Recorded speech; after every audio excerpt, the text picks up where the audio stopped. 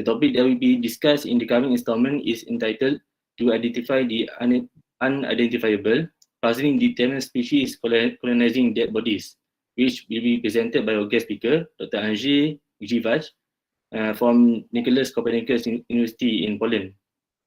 Before we proceed with the talk, I would like to inform the audience of our speaker's brief biography. So since the beginning of his scientific career, Dr. Grzywacz has studied the use of carrion breeding flies in forensic entomology. During his PhD studies, his main aim was to revise and also to describe the morphology of West Pediatric houseflies, which are of potential forensic importance, and also to provide a simple and robust identification keys. An important project that Dr. Grzywacz has have recently realized focuses on larval morphology, DNA barcoding, and also thermal requirements for immature stages of development from the F.U.N family. So this dipteran family is somewhat neglected in forensic practice, yet may provide valuable information for medical legal purposes. Applications of diptera in post-mortem interval or PMI are still among Dr. Grzywacz research interest. However, the main topic of his research work is now a comparative morphology of immature stages of diptera. Currently, Dr. Grzywacz is expanding his research interest into other genera of Musidae by studying morphological adaptations of larval stages from their natural habitats. He is also interested in phylogeny, especially of the Caryophyllaceae, and the potential use of larval morphology for this purpose. In his current research, he aims to reconstruct a higher level phylogeny of Musidae using characters of larval and also adult morphology together with molecular methods. And now, without further ado, I would like to welcome Dr. Grzywacz to present today's topics. Thank you very much for this introduction. Thank you also very much for invitation to present this seminar. Most of all, hello, hi to everybody. Here is 9 a.m. So good morning, good afternoon, or good evening even to those who are in different time zones, and probably only I am here in the early morning. Okay, so I should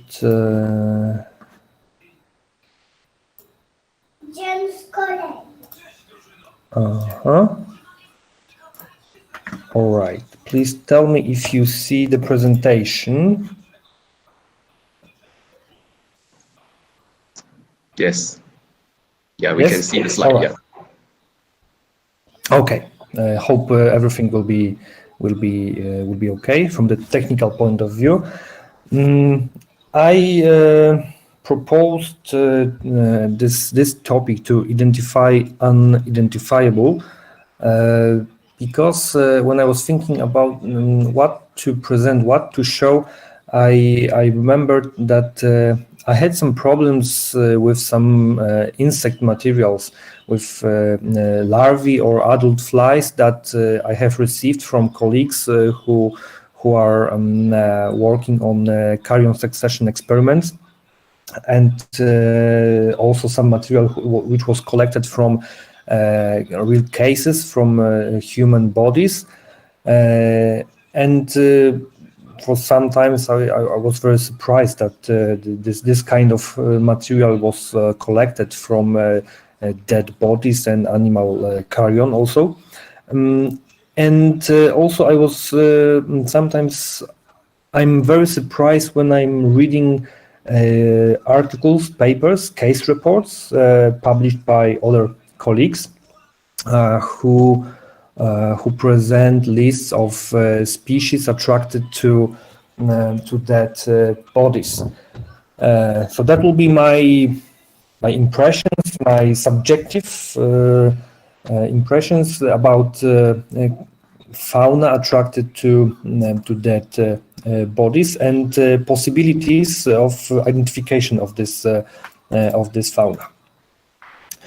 Because what we know that carrion may be considered as a ecosystem, which is ephemeral ecosystem, which is rich in nutrients and attracts many different groups of arthropods. Let's focus on arthropods.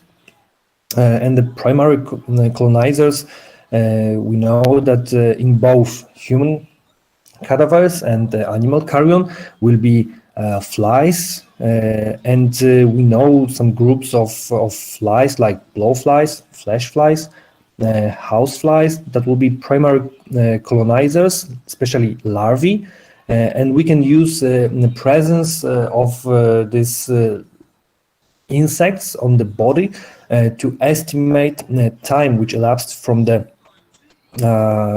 death, when death occurred, and we can use this data to estimate post-mortem interval, and then next use this data in the court or for some other forensic purposes. Because please remember, not always forensic entomology is not always it's not always used for death investigation. Sometimes these are some other cases which do not include dead bodies, for example. So we know that those typical groups will be beetles and then flies, also hymenopterans and others. But today I will focus mainly on dipterans. The first and the first paper, which was very surprising for me, and in fact, here I will show you a few slides without flies.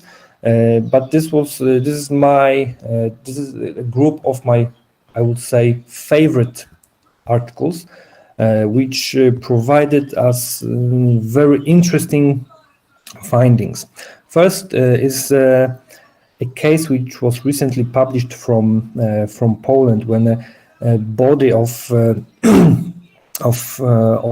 man was found on a tree, hanging on a tree, and later it was found that this was a person who disappeared a few years earlier. Authorities and family, they were looking for this person for a few years, but without success. And finally, they found that the man he left home just after work. He was even dressed in working clothes, like this blue working trousers. He left, and what prosecution found, he climbed on a tree and he hung there. So he committed suicide by hanging. And later, the rope which he used decomposed somehow, and the body just fell down a little bit and then was hanging on those parts.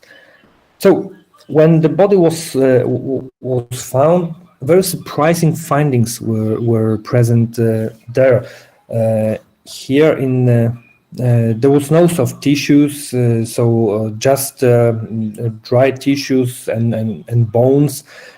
So it was not possible to make some precise estimation about the PMI, but this is not the most interesting in this case. The most interesting are three groups of animals present on this body.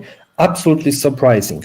The first one, maybe not as much surprising, were nests of Vespula vulgaris. This is a wasp common here in Europe. The second part were Apis mellifera. The bees were also present there, and what was found that it's not possible that wasp and bees were present at the same time, and probably two separate generations of bees were present there, and which insect was the first one, bee or wasp, was not clearly. Was not clear. But the most curious and interesting animal present there was here. Was a nest just here in the area. Bees were present below ribs, and just under this below this nest of bees was a peculiar nest, which is characteristic for squirrel.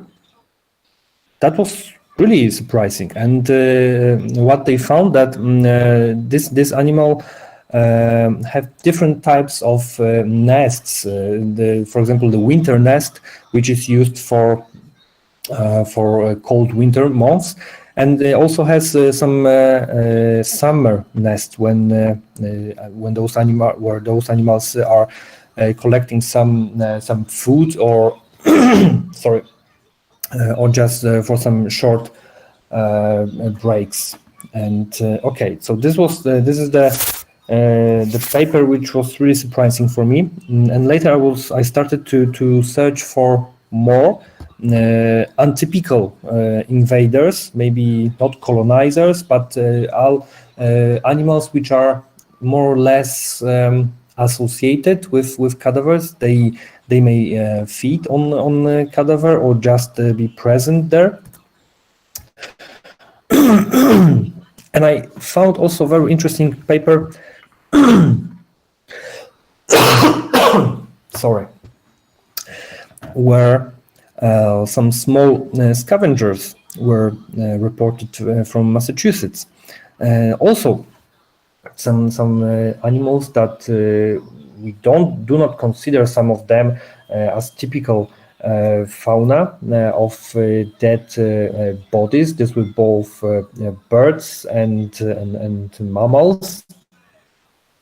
In another paper,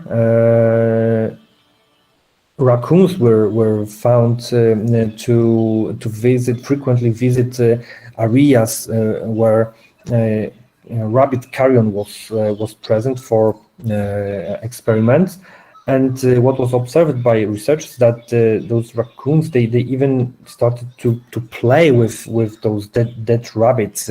They were trying to pull out tufts of fur just to have fun, to play with those cadavers. And what was also found in other paper, that this not typical fauna of visiting bodies or feeding on dead bodies were feral cats, which were feeding on human remains, also in the in outdoor conditions. And later, I found this interesting report about domestic animals, which are present in apartments and homes, and what is the situation of those animals when the owner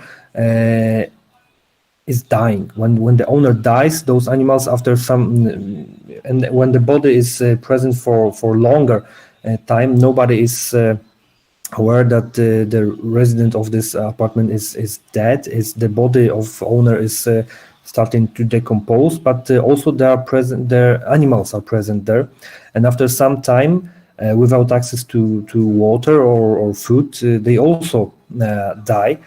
And in this paper, cases of cats and dogs were described. What was very surprising. I know that people are divided into cat enthusiasts and people who prefer dogs, but the summary of those cases is that in 8 cases where dead cat was present, or cat was present with in apartment where dead human body was also present, only 1 case was reported where there was cat activity on the dead human body. I mean, the cat started to eat, to feed on a human body when there was no access to food for this cat. And for me, it was very surprising. that that when in 17 cases of dogs, 11 cases were reported that dogs were eating, started to feed on human bodies. And almost the end of this short introduction was maybe some of you already know this paper. A case of white-tailed deer, which were recorded to feed on. They were feeding on bones from human cadaver, and this was.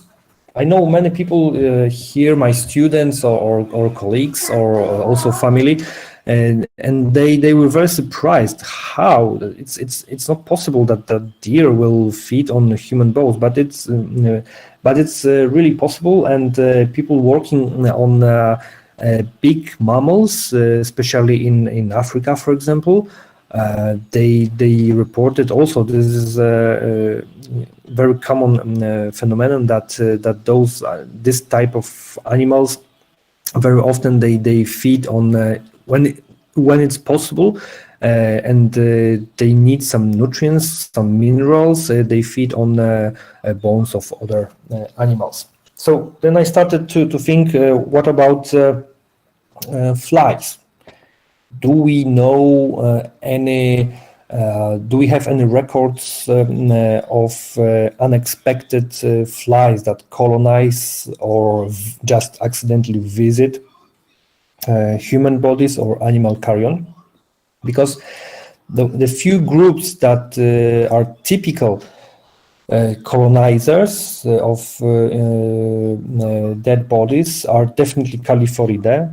Blowflies are present almost everywhere, and in each geographic region there will be a typical fauna composed of blowfly species that will be attracted very soon after death occurred, and larvae will start sometimes almost immediately to feed on those dead bodies. Another group will be Sarcophagidae and Muscidae, and depending on the situation, on habitat especially, and geographic region, Sarcophagidae or Muscidae will be the second group, which will be the most important as elements of carrion assemblages. And also, from the usefulness for forensic entomology. Here in Poland, in Europe, I think in temperate regions, Muscidae will be more important. Sarcophagidae are not so frequent, and much less species is present here, and even specimens. So the diversity of sarcophagids is not so high, at least here. In other regions, flesh flies will be more common. So this is not always the rule that Sarcophagidae will be the second and Muscidae will be the third, if we can make this kind of ranking. Some other groups will be also Phanidae, Piophilida, and Phoridae, and also few other families, maybe less frequent, but in some cases they may dominate this assemblage of carrion insects. Especially when the body is present indoor, when there is no access to the body, so the species which are present inside the building, inside the apartment, they may dominate. For example, Musca domestica from Muscidae, it's not. It was reported a few times from dead bodies, but it's not a typical element of dead bodies. But under some conditions, it may be present there. When the body is buried, for example, and there is no access to dead body to blowflies, because many blowflies, they will not colonize a dead body when there is even a thin layer of soil on this body. But other species like F.U.N, piophilida, F.U.N especially, Mustida also, they may be able to colonize those bodies. But what I did when I was preparing my PhD, I was working on larvae of Mustida, useful for forensic entomology, especially those which are colonizing dead bodies and animal carrion in Palearctic. And I needed to have a list of these species. What I found is that more than 200 species of Mustida, only Mustida, they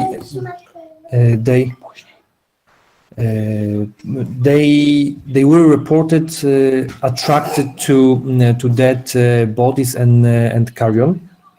But from those 200 species, and these 200 species were in the whole world, of course, not only in Europe or Palearctic, but from 200 species, only 10 up to 15, they were really developing on the body, and I mean they were feeding on the body. The cadaver or carrion was feeding substrate for those species. So, and the same situation is for other species, also Sarcophagida, Calliphorida, but also many other groups of Diptera, that many of them may be attracted, may be collected, they are present on dead bodies. So what we may find on cadavers, what kind of species we may find. And please be aware that those titles here or each slide here, like not relevant finding here on this slide, these are my subjective choices, yeah. And some people may not agree with this, but this is just to show you that what you may expect very often on dead bodies, we may find hundreds or even thousands of specimens that will be not useful, for example, for PMI estimations. They will be more, for example, random. And this will be random occurrence. They are absolutely not trophically connected with dead bodies. Or they, for example, they just visit this body to feed on the fluids which are produced during the decomposition process. But after feeding on those fluids, because of for many flies, females, they require a protein meal to produce eggs ready for oviposition. They require protein meal, and decomposing body is a great source of this kind of substrate. Here in experiments where we will involved in material identification, especially experiments of Szymon Matuszewski, I was surprised how many different species of Mustida, which are absolutely not connected, associated with dead bodies. We thought previously that they are not associated with dead bodies, but they were present there. Also, this is also very often the case of Pollenia. Pollenia, which is, it was classified under the family Calliphoridae, but recently was the classification was a little bit changed, and Pollenia is classified with few other genera under the family Pollenidae. And in fact, this is this family is distant from Calliphoridae, more related to Tachinidae. Very often in those experiments, even using the small piece of liver as a bait, or pig carrion. In many reports, also hundreds of pollinia are reported. And what is surprising, they are trophically related with earthworms. The species, at least from Pollenia rudis group and a few others, we know that they are parasites of earthworms. So larvae were never reported to develop in carrion. And what is puzzling in this species is that we don't know why. We assume only that the females are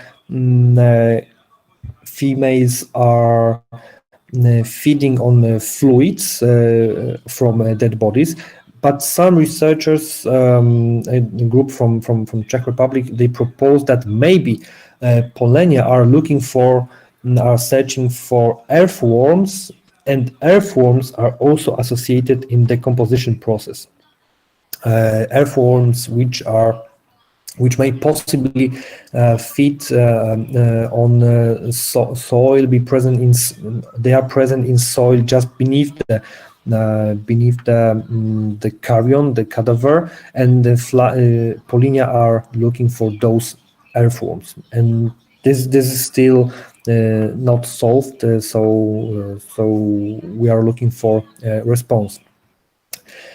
And one more problem with Pollenia is that they are very easy for identification to genus level because of those yellowish, golden or silver hairs on thorax.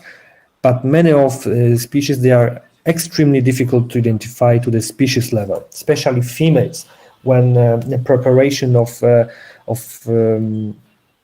spermatechy is necessary for identification of some of them. And these are parasites of earthworms.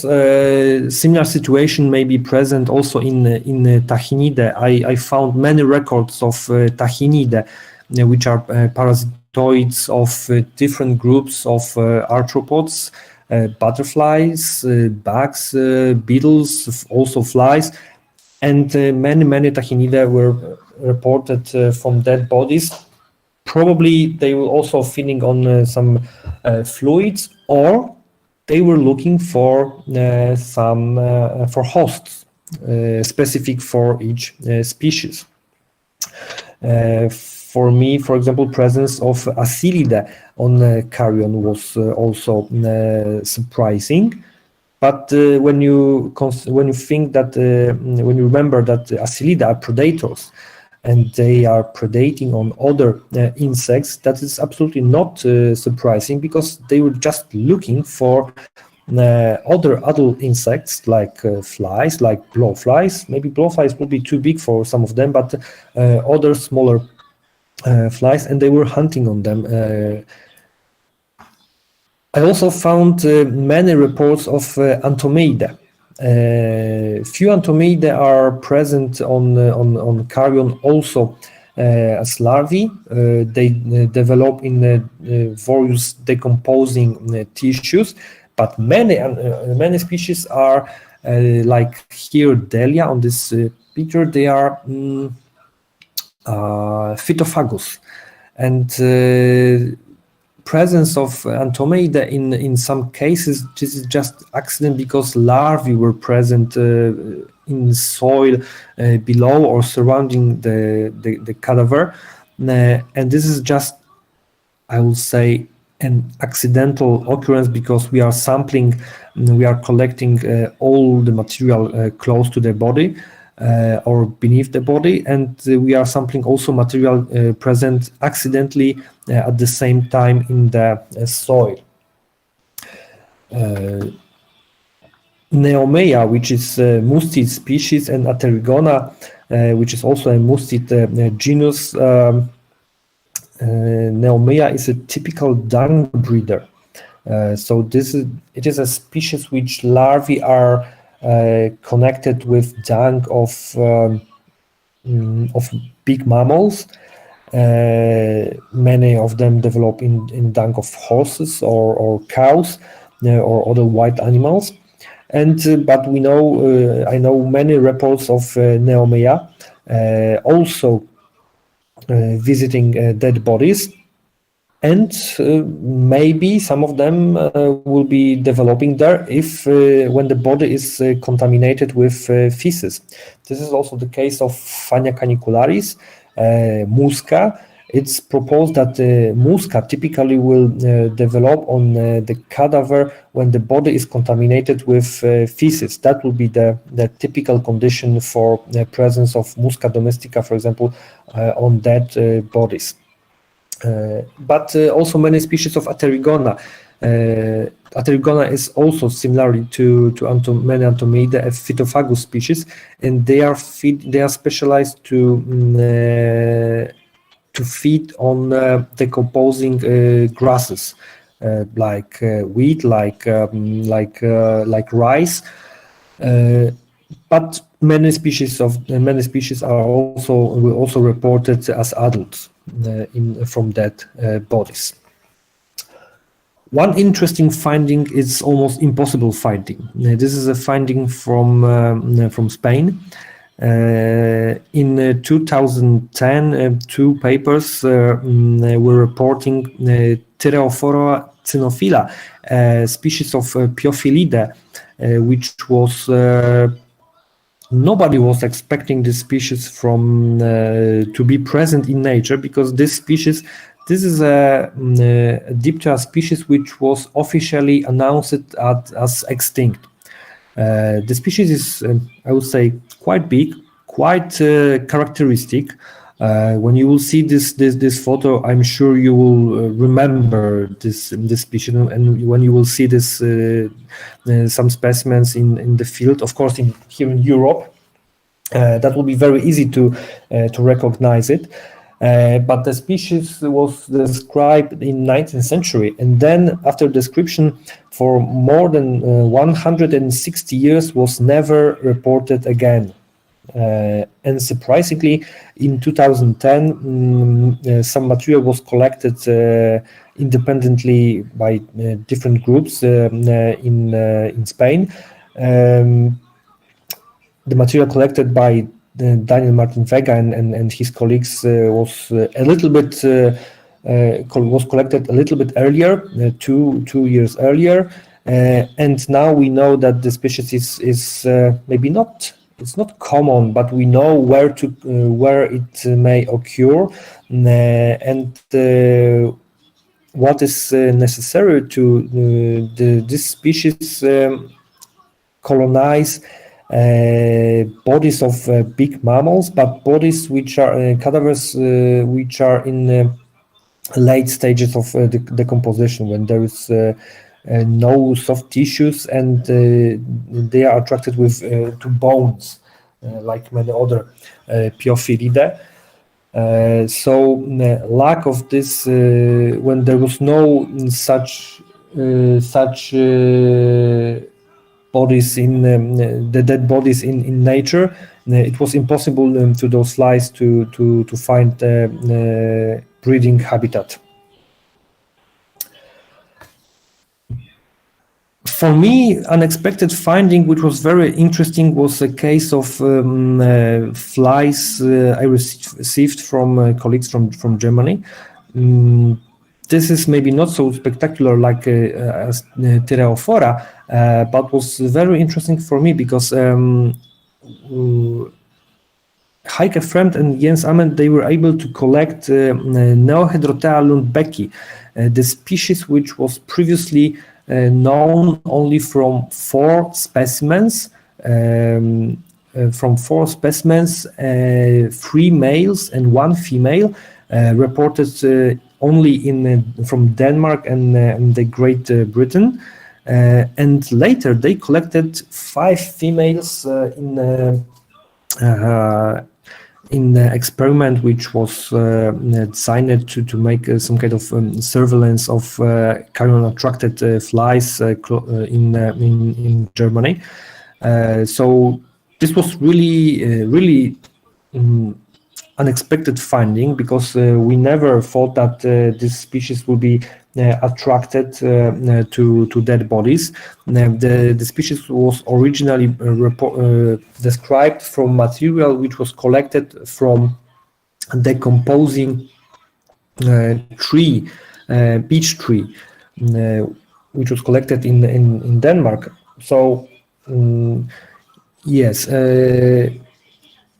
what information give us this species? You never know what you may collect from dead bodies. There's definitely no such thing like a list of typical carrion visiting species. We may have this kind of list, but be aware that many other species will also colonize or visit dead bodies. So you may expect really different species. And the problem is when you are using only keys which are designed to identify, for example, 5 or 10 typical forensically important species, you very often may misidentify material which is untypical, unexpected. This species will be identified as one of Hydrotea species, maybe Hydrotea, some kind of Armipes or Meteorica or something like this, or some unidentified Hydrotea. And we would never know that this species is also associated with dead bodies. So be aware that very often it is not possible to use only small keys just for 5, 10, few or just very few species which are typical carrion breeders. Surprising finding which we found, Krzysztof Szpila and colleagues, they found in arid habitats, because many experiments are from the forensic entomology point of view. They are conducted in grass areas, in forests, in close to human dwellings, in cities, in parks. But there is not so many experiments in arid areas.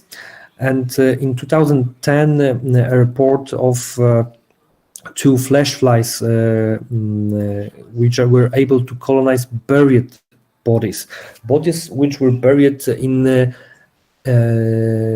arid habitats when there was no access to the body for other flies. Those bodies were not colonized by blowflies. Only some Mustidae were present, Muscina, which is also able to colonize dead bodies.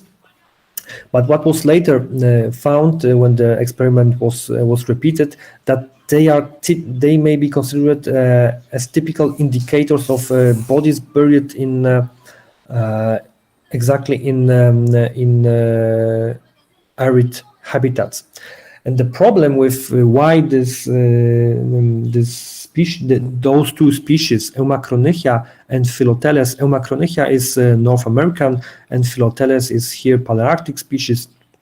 They have very similar biology, and previously they were considered just to colonize some Miltograminae were known to colonize, for example, nests of turtles where turtles are laying eggs in the nest, and some Miltograminae were reported from this kind of habitats, but never from dead bodies, buried dead bodies.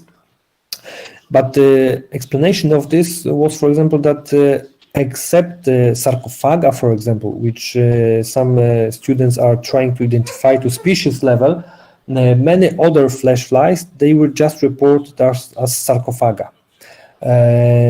Few years ago, even Phanidae, Mustidae, they were also reported just to family level.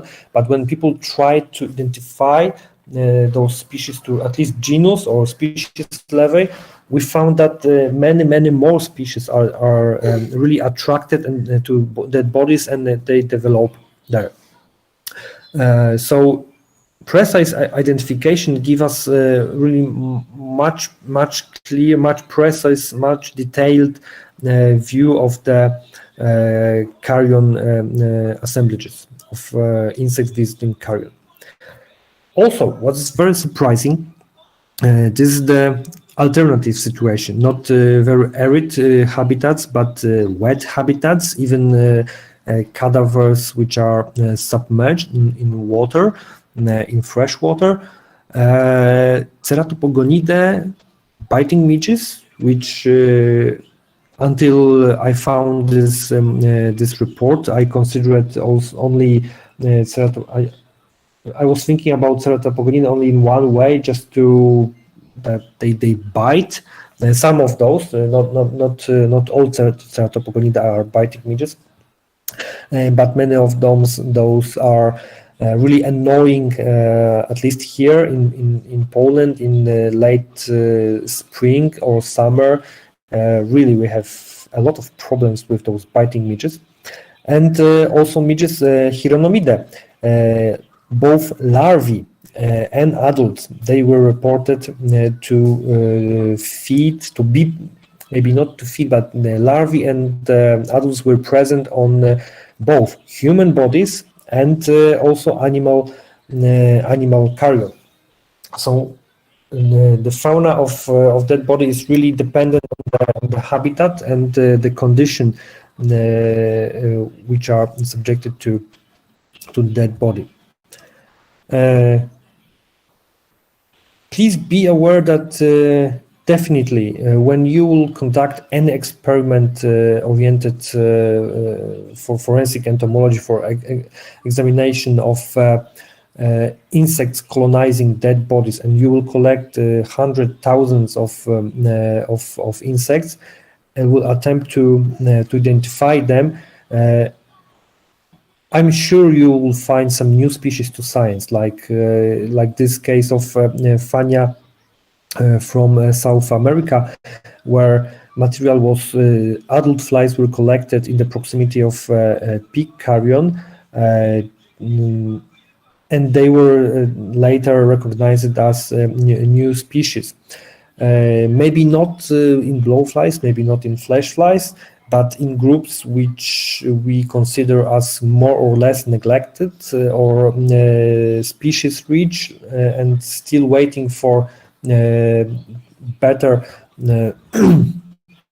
description of more studies conducted. Like definitely we expect new species in Foridae, in Fanidae also. So when you have any problems with identification of your material, it's good idea to contact with some experts who have experience in identification of specific groups of species, because many times it's not possible to identify them. And I also had this kind of problem with when I was trying to identify different families. One of my favorite cases, which was really difficult for me, was material which I received from Mateusz Jarmusz, who was a PhD student in Poland. He conducted some experiments on hanging cadavers on using pig carrion, and I had no problem with identification of majority of material, but then there were also containers including really hundreds of larvae, which I recognized as Fanidae, larvae of F.U.N, but they absolutely didn't match any described species of F.U.N.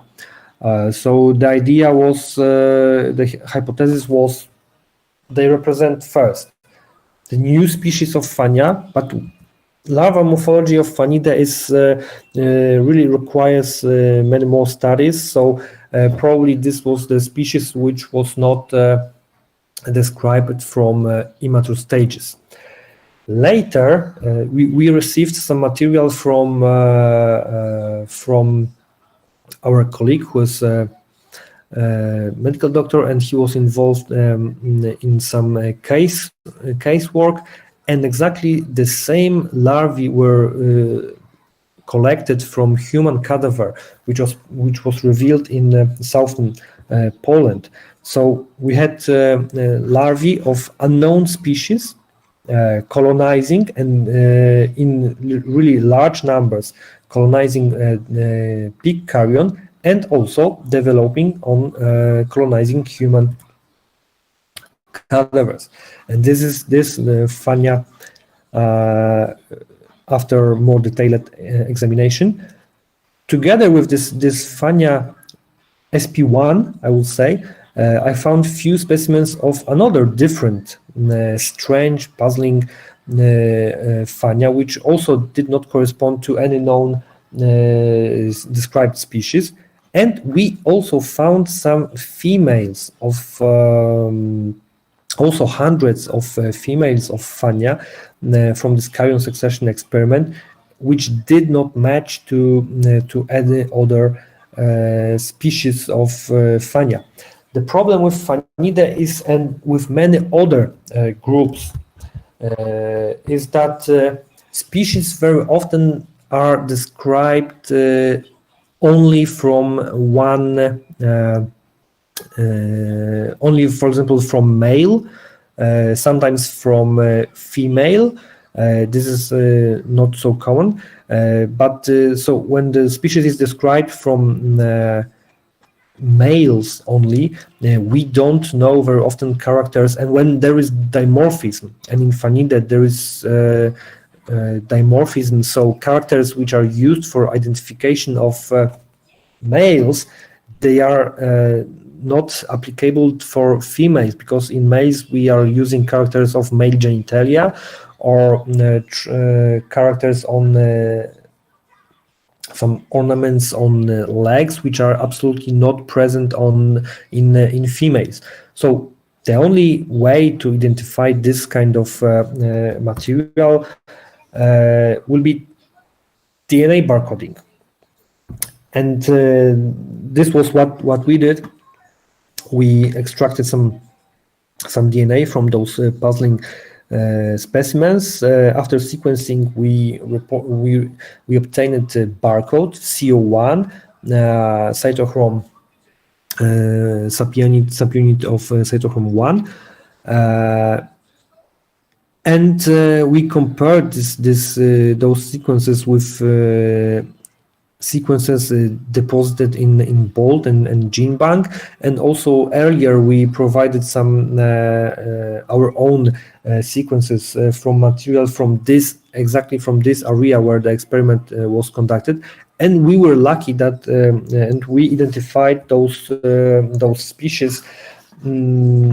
This was identified as F.U.N nigra, which was already and frequently reported from dead bodies, but only as adult insects. So for the first time we have larvae of this species. Here was F.U.N collini, very interesting species.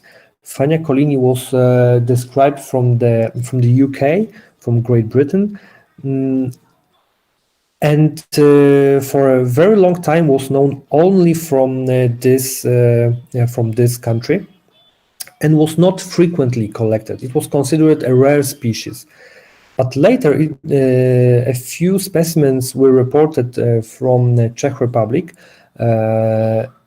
from experiments using decomposing liver as bait, and 2 or 3 years later, we collected hundreds of females and also some males of this species here in Poland. So from absolutely rare species that was collected only in one country, this species was revealed as at least not very common, but a frequent species which has regular elements of carrion fauna here in Poland. So sometimes carrion is a really good bait for collecting many interesting species which may be considered rare. And please be aware that, again, I will repeat this, be aware that you may collect very strange species which are not typical until you will collect them. They were not considered typical carrion breeders. And the last one was also reported as we were able to identify as Fania palitibia. But we don't know anything about biology of this species, and only few larvae were reported. So this may also indicate that this is more or less random, accidental occurrence. Maybe larvae were feeding some plant material in soil beneath the ground, beneath the carrion, and that was the reason the material was collected in our experiment.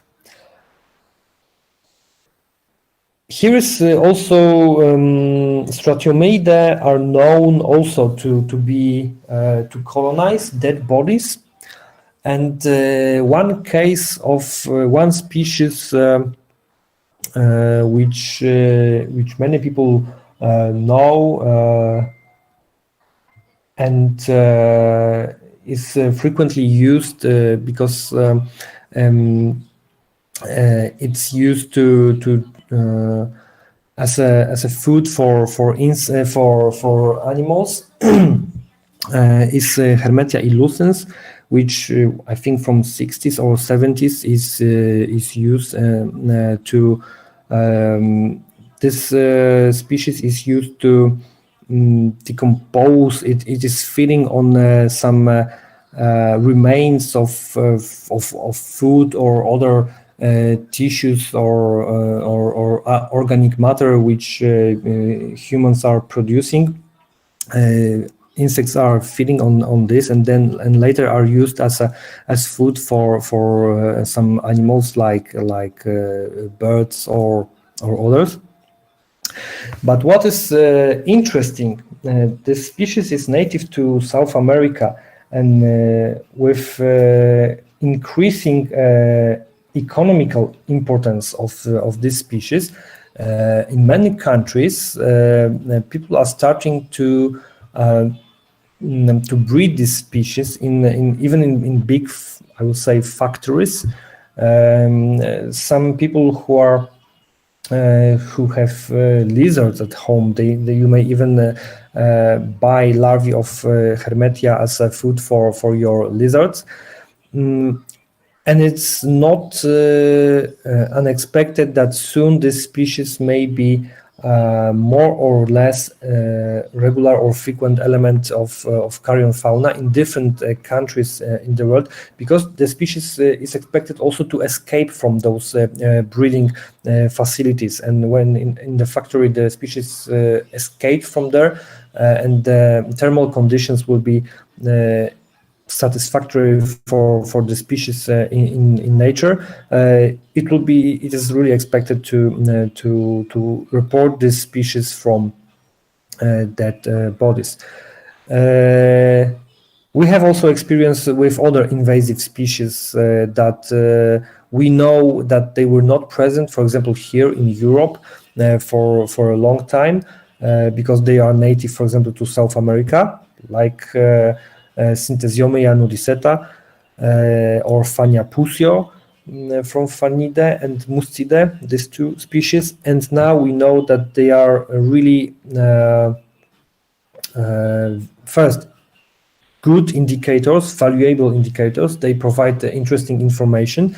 They can be used for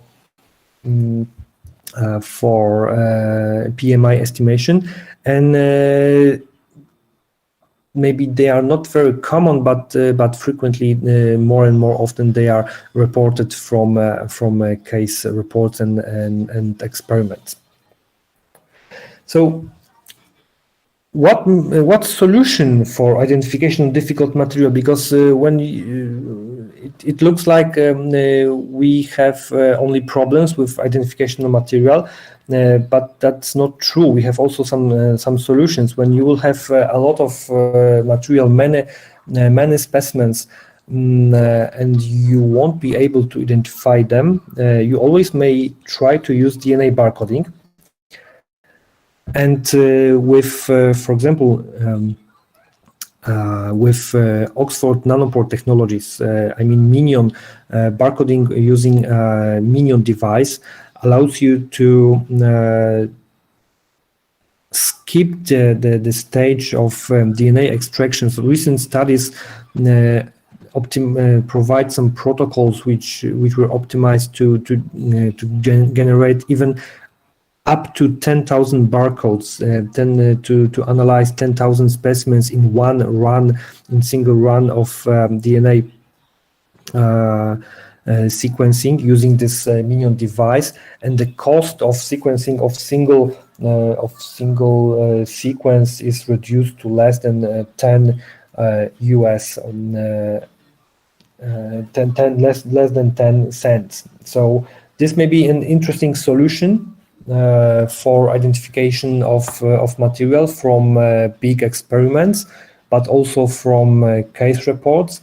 The protocol you may apply to may also be designed for not for 10,000 specimens, but just for several or a few hundreds or tens of species. So please consider this in your practice, in your casework, as a good solution for identification. And as some conclusions, what I may say is that carrion assemblages of dipterans which are present on dead bodies, human bodies, and animal carrion may include surprising species. And some brief search of literature, some references gave me more than 1,000 species of flies reported from different carrion succession experiments from many different families. But when we do not identify precisely material collected during those experiments, we don't have complete image of Necrophagus entomofauna. That was the case of Mitogramine, this Philoteles, Fanide, and others. So precise identifications enlarge the list of species which may be important from forensic point of view, and provide some interesting estimations for PMI. And in case when we are not able to identify the material, I think DNA barcoding, especially with a Minion device, will be a good solution. But first, using, of course, this approach requires reference library of sequences. So we must be sure that we have comprehensive reference library. But this may be also omitted, because if and the solution is that if a species is not present in this reference library, we will receive the identification that tells us that this specimen doesn't fit to any other, doesn't match to any other sequence in the depositor database. So we need to carefully examine this specimen again with morphology. And for what is interesting, for Minion device, only leg or a small fragment of insect may be used, and you are able to identify this material, not destroying the Wuche specimen. Okay, thank you very much for your attention, and I hope at least some information here were new for you, or you will find this interesting. This will encourage you to collect insects, identify them, and work with flies and other arthropods. Thank you.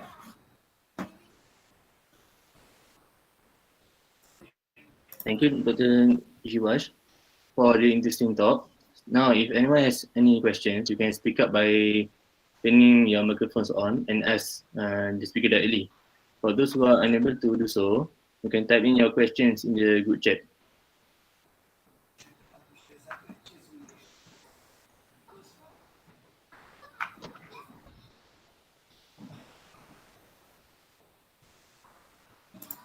All right, maybe I can ask a question first to Andre. Yeah, yes. Yeah, all right. Thank you very much for the great presentation. Yeah, I really enjoy your talk. Yeah, thank you so much. And yeah, when I look at the conclusion, and then I suddenly have this question. Like you mentioned that there are some surprising species, yeah, that visited the carcass and deposited their eggs. So they are rare. They are uncommon. So this brings to me a question: that is it possible these species, they are opportunists? They are opportunists because there's an opportunity for them to lay eggs there, probably due to the absence of the competition. Maybe there's an absence of the primary colonizers, or maybe absence of the predators, and therefore create the opportunity for these species to, lay their eggs on the body. So what do you think about this situation? Yes, that's possible. That in under some conditions, the species which will, for example, definitely they will lose in competition with blowflies, for example. They may dominate the cadaver, and we have this kind of data that for example, cadavers which are present in closed apartments, and when there is no access for blowflies, flesh flies, even Musca domestica, which is really not typical Exactly. breeding species, it may dominate. And when there is also no access for other food, because domestica will prefer some other food than human body, for example. But when there is no access to other food, they will surely use this kind of food source. But also other species. From my this check of literature, many species they were only reported for only once, and that's all. Only once from very few specimens. So just accident. Somebody was collecting flies, and accidentally a fly flew to the net or to the trap, and that's all. But still a huge number of flies and beetles also, and other insects is waiting for more detailed examination. Yeah, but this is possible. They are opportunists. Yeah. All right. Thank you for the answers. Right.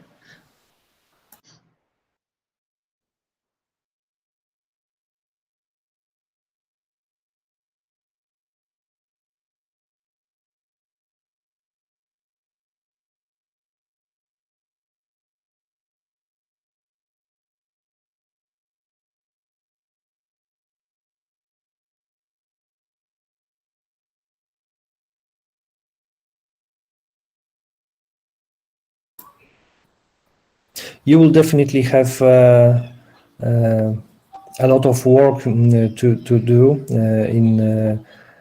in your region, in Malaysia, in surrounding countries also.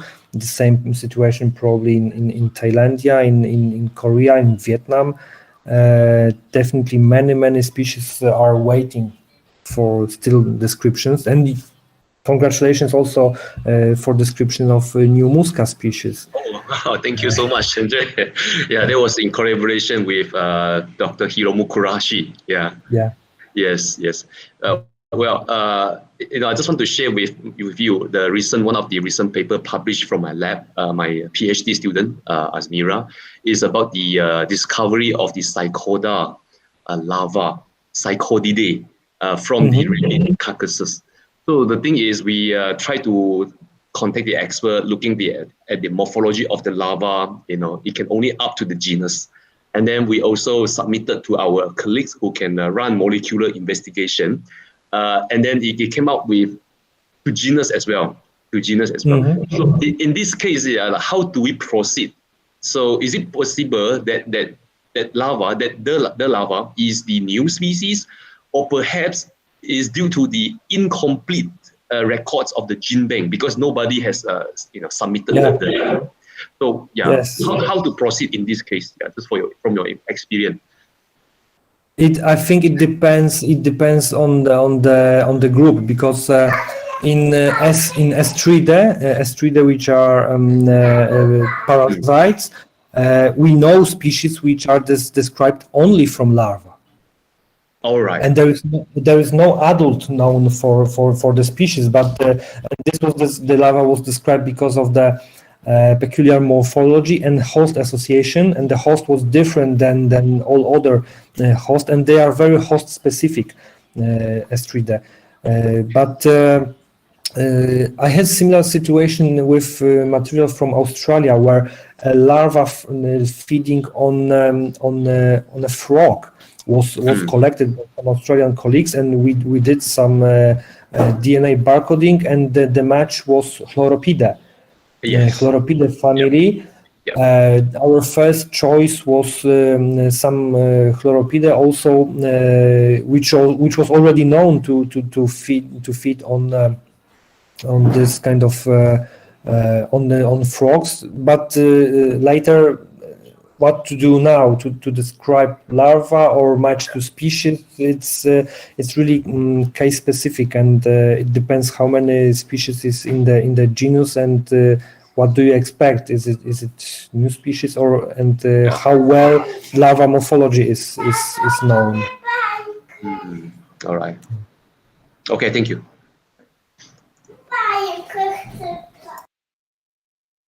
I think there are questions in the chat box.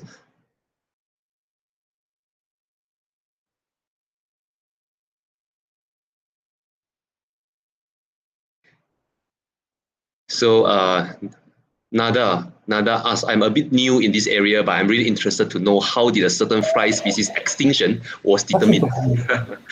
From Nada. Extinction, because this Thyreophora is a big fly, very specific as well, and was at least in Europe since many years. There is a lot of people collecting flies. This may be difficult for other regions where, for example, in many countries there is even no specialist working on some group of insects.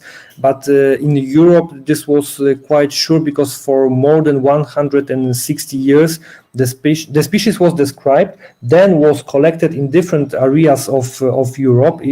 Some Voucher materials were present in different collections in museums, and suddenly later, there was 160 years without any record of this fly, and the fly is specific and associated with bones of big mammals.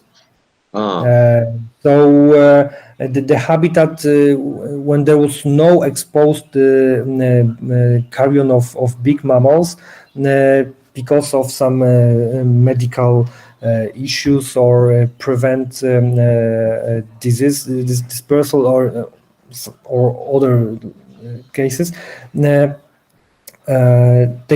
found that the species was extinct because of lack of new records. But later it was found that it was hidden somewhere, and it's really again.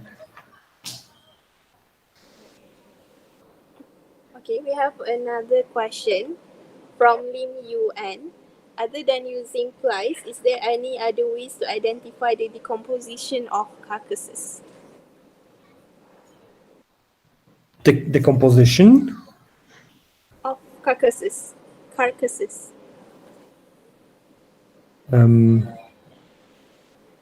But how to describe, identify the composition, or insects associated with stages?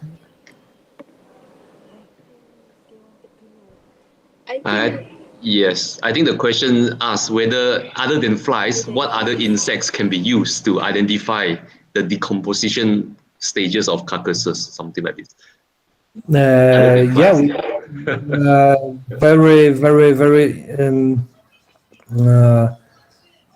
beetles, and I don't know if this is the answer, but some stages are with late stages. For example, butterflies are some specific butterflies are associated. Some species, some groups of beetles are associated also with different stages, with early stages of decomposition. In our experiments, when there was a case of Necrodes litoralis, who also, in some cases, absolutely dominated the entire carrion assemblage, and there was only very few or just single larvae of flies were present there, and it was from the beginning to the end almost of decomposition. But various stages will have also some specific beetle species and other also. So beetles, butterflies, that will be primary groups.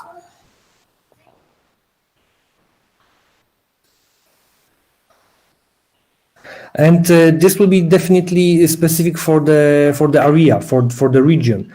So in each region, some species will be characteristic for wide geographic distribution, but some species will be very specific to some small to small geographic distributions, and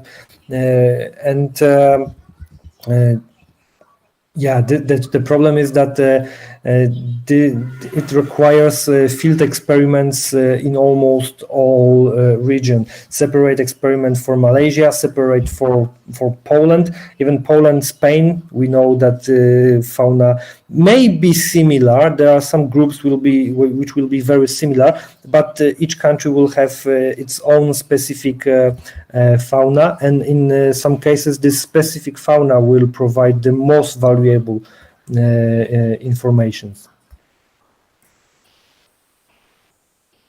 Can you suggest fly expert who can help using the we have about 150,000 species of flies described in 170 families. Yes, it always depends which family, from which region, because there will be people who are experts in I don't know, blowflies from North America, from South America, with because differences sometimes some species may be very easy for identification and others will be more challenging. But when you have problems, just try to identify at least two group of families, and then try to Google or contact with somebody who is working on diptera, and they can suggest you some expert who is more specialized in certain groups or geographic areas.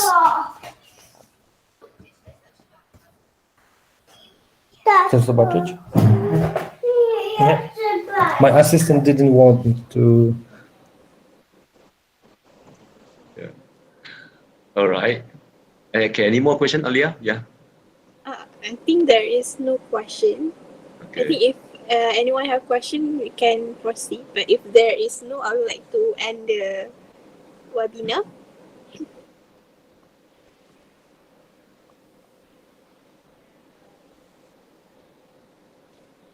There's another question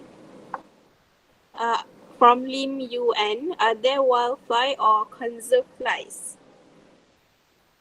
What do you mean by conserved flies?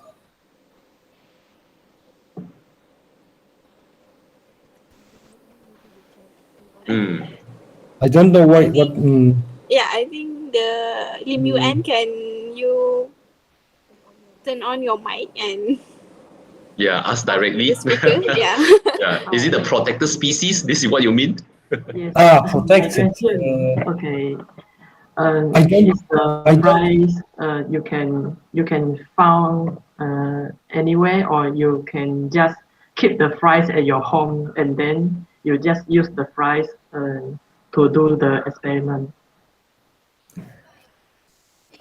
For experiment, my first scientific article which I prepared was based on material which I collected on the window in the department.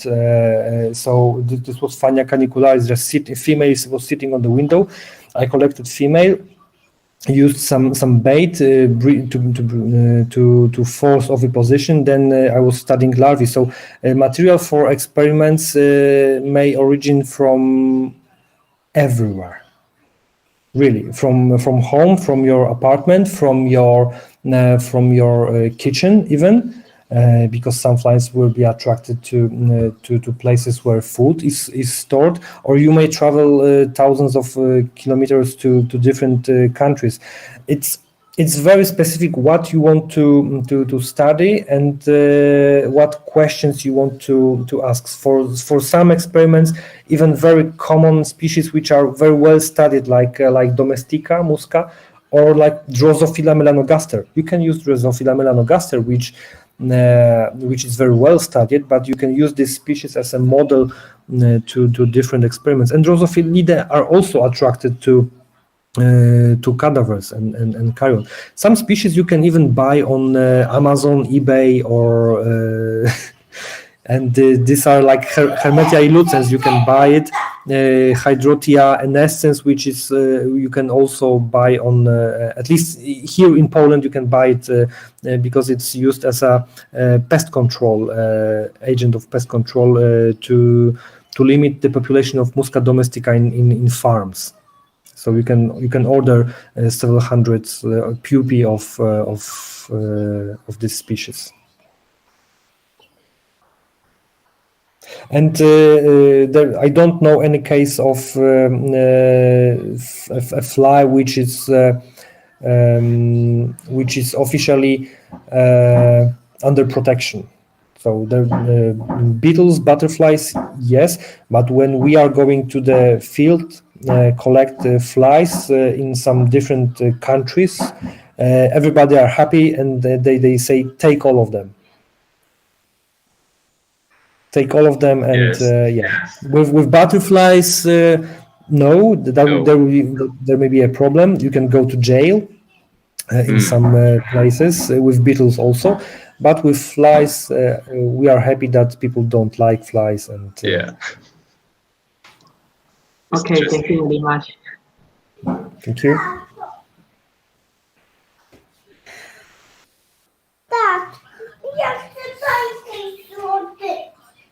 So if there's no any further questions, we would like to end our webinar session for today.